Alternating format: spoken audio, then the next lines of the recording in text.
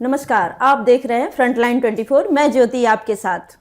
दरभंगा महाराज कामेश्वर सिंह ने जवाहरलाल नेहरू से क्यों कहा था, आप हमारी संपत्ति छीन सकते हैं लेकिन इतिहास के पन्नों से मेरा नाम नहीं मिटा सकते। आइए इन्हीं सब बातों का जवाब जानते हैं। हमारे साथ जुड़े हुए हैं हमारे वरिष्ठ पत्रकार श्याम जी। नमस्कार सर। नमस्कार। वो दरभंगा महाराज इसलिए कहा था कि पंडित नेहरू से, सबसे पहले तो आप समझ लीजिए कि कांग्रेस से दरभंगा महाराज कामेश्वर सिंह का कैसा रिश्ता नाता था। जी सर। और उससे पूर्व रामेश्वर सिंह जो उनके पिता थे, उन्हीं समय से लेकर के कांग्रेस को जीवित रखने के लिए, खड़ा करने के लिए दरभंगा महाराज का बहुत बड़ा योगदान रहा। कांग्रेस के पास इतने पैसे नहीं थे जो कांग्रेस पार्टी चल पाती, तो सबसे पहले 10,000 रुपया उस समय में उन्होंने दिया था। फिर इलाहाबाद में उन्होंने ज़मीन खरीद कर कांग्रेस को पार्टी कार्यालय बनाने के लिए दिया था। बहुत प्रगाढ़ संबंध रहा था। गांधी को भी मदद किए थे, नेहरू को भी मदद किए थे। लेकिन 1952 में जमींदारी प्रथा लागू कर दिए पंडित नेहरू। अच्छा। जमींदारी उन्मूलन जो हुआ उसमें दरभंगा महाराज के हजारों एकड़ जमीन छिन गया, सरकार ले ली और वो जो उनका साम्राज्य था उसको बहुत बड़ा आघात लगा। माने महाराज की संपत्ति बहुत नुकसान हुआ।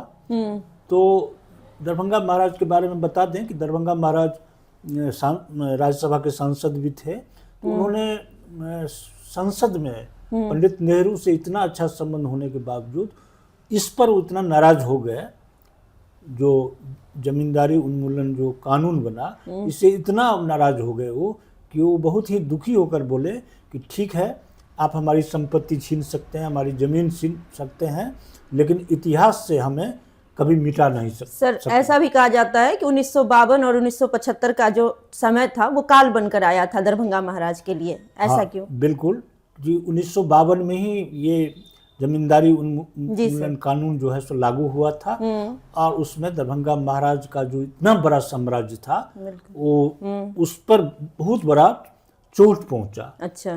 तो ये 1952 में हुआ और जिसमें हजारों एकड़ जमीन सरकार छीन ली दरभंगा महाराज से। और सिर्फ जमीन ही नहीं छीनी, उसके साथ साथ धीरे धीरे सारा कुछ दरभंगा महाराज का सरकारीकरण होता चला गया। अब बात आती है 1975 की। 1975 में देश में आपातकाल हुआ था, इंदिरा गांधी इमरजेंसी लगाई थी। उस दौरान बिहार के मुख्यमंत्री डॉक्टर जगन्नाथ मिश्र थे। अच्छा। उन्होंने दरभंगा महाराज के मुख्य कार्यालय, जो आज ललित नारायण मिथिला विश्वविद्यालय है जी, जिसमें संचालित हो रहा है विश्वविद्यालय, वह दरभंगा महाराज का मुख्य कार्यालय था, उसका अधिग्रहण कर लिया गया। अच्छा। सरकारीकरण हो गया, सरकार ने ले ली। इससे भी बहुत बड़ा आघात पहुंचा। दूसरी बात, नरगौना पैलेस जो एक अलग विदेश के कारीगर उसका निर्माण कराए थे, संगमरमर से बना हुआ, आज भी अवस्थित है। उसमें सब तीसरी महारानी कामसुंदरी देवी रहा करती थी। अच्छा। उन्हें खाली करना पड़ा और तब कल्याणी निवास में वो शिफ्ट की थी। आज वहाँ स्नातकोत्तर की पढ़ाई होती है, एमए की पढ़ाई वहाँ लोग करते हैं। वो भी मिथिला यूनिवर्सिटी के अधीन चला गया। इसके बाद सकरी, लोहट, उसके बाद रैयाम, हायाघाट जूट मिल, बालीगढ़ का जूट मिल, जितने सरकारी संपत्ति या उद्योग धंधे थे महाराज के, वह धीरे धीरे मैंने सरकार अधिग्रहण करती चली गई। जी सर। नतीजा हुआ कि जो स्थिति चला नहीं पाई सरकार, कुछ वर्षों के बाद ये सारे चीनी मिल और जूट मिल सब बंद हो गया। अच्छा। उधर चाय बगान में बगान था इनका जी, वह भी नष्ट हो गया, उनसे भी हिस्सेदारी हट गई। तो ये 2 साल जो है 1952 और 1975, ये 2 दरभंगा महाराज या राजघराने के लिए कहिए कि एक काल बनकर यह वर्ष आया था। एक में जमींदारी कानून लागू हुआ और दूसरे इमरजेंसी के दौरान दरभंगा महाराज का जो मुख्य कार्यालय था जहाँ से सारा कुछ राज्य का संचालित होता था, उसे सरकार ने छीन ली और इससे काफ़ी व्यथित हो गए। 75 में तो कामेश्वर सिंह नहीं थे, 1962 में उनका निधन हो गया। कामेश्वर सिंह एक ऐसे थे कांग्रेस के प्रति जो कहा जाता है कि कांग्रेस पार्टी उन्हें दरभंगा मधुबनी से लोकसभा चुनाव लड़ने के लिए कांग्रेस पार्टी कहा था, लेकिन इन्होंने लड़ने से इनकार कर दिया, इसलिए कि कांग्रेस पार्टी शराबबंदी कानून को लागू किया था। और दरभंगा महाराज शराब के बड़े शौकीन थे। अच्छा। वो देश विदेश के स्कॉच उनके मैंने यहाँ रहता था और उसके वो शौकीन थे।